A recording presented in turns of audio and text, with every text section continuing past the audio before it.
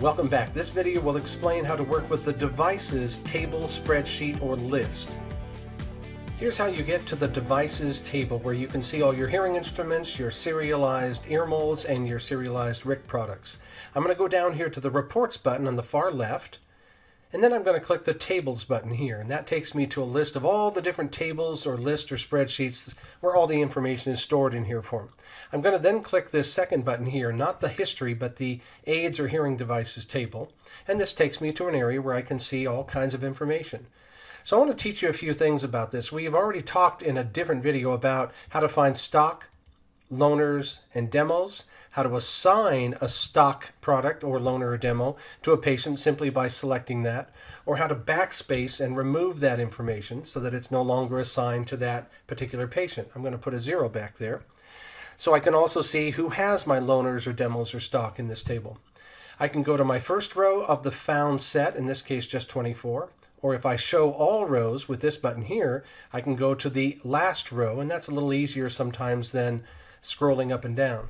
Now notice up by the pie chart here, it says there are 950 devices in the system and they're all unsorted.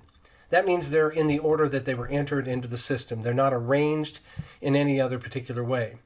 You can easily arrange all of your stock, loaners, and demos, or all your devices, by simply clicking a button and sort by, in this case, assigned office, by clinician. I think you get the idea. Let's just do 2 more. I can sort by supplier. And when I do that, I've created this blue bar here. As I scroll through, you can see we have 70 resounds and X number of Siemens and X number of Phonak, Widex, etc. So I can create a trailing group by supplier right here. In this case, I've already done it, so it'll ask me if I'd like to remove it, but let me go ahead and remove it and show you what I mean. So I can choose any one of these different, almost any one of these different columns, and I can select add a trailing group, not a grand summary, but a trailing group by supplier, circuit size, or whatever. When I do that, it takes a moment, and in this case now it's turned to gray because that's the default. I can come over here and right-click on the far left. You might be able to see what I'm doing, and I can change that part color to something else. I'll change it back to that blue. And this will help me then later, for example, if I want to, I've already added one for the circuit. If I want to sort or arrange by circuit, then I see that kind of lavender, purple, whatever color that is to you.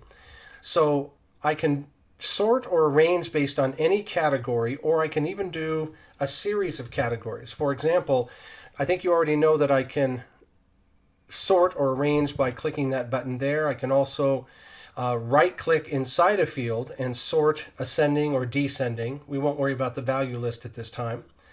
But I can also sort a different way, and that's by coming up here to the word rows or pressing Control on my keyboard and the letter S at the same time.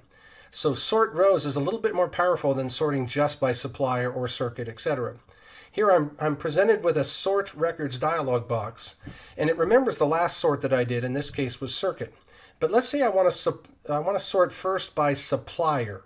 So I'm going to scroll down and find the word supplier, double-click it, or click the word move. As you can see, I can highlight the word move there and move it over. But I don't want to sort by circuit and supplier. I want to do supplier and circuit. So I scooted that one up with this little double arrow there. And this does let me either do it ascending or descending. Sometimes descending makes sense, especially if you're working with some dates and you want the most recent at the top. But in this case, alphabetically, I want the supplier, and then within each supplier family, I want to see the circuit. We can, from this screen, we can also unsort them right here, and that means put them back in the order that they were put into the system. But we don't need to do that now. So I'm going to click this sort button, and you'll notice now that all my Phonex are in a row, and then within the Phonex, I see my Audeos, and then I see my other Phonak products, and it's giving me a total there. And at the end of that whole section, I should be able to see a blue category for the total number of Phonex. And then we start over and see our resounds and how many of those are Alera 5, 7s, or 9s, and whatever it is.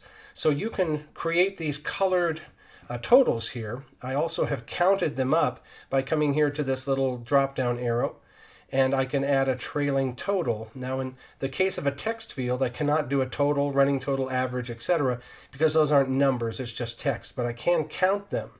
And so it's telling me how many Lynx products versus a Pulse or whatever it is here. So for certain fields, especially in our financial tables, you can add up a total, grand total, or an average, or minimum, maximum, standard deviation, etc. So you can also click the word modify here, and if you don't want to see some of these tables, you may have seen this in another video, I can hide all of those just like that, and they go away. In this case, I'm going to put them back by selecting them all and then hitting the space key on my keyboard. So I can add additional ones, for example, item, or anything else down the list here. I can also slide them up and down. So if I wanted modify to be near the top, then I can do that, and you'll notice it just moved that to the third column there. So I'm going to actually cancel this and not keep my changes. But you get the idea that you can modify this area very easily.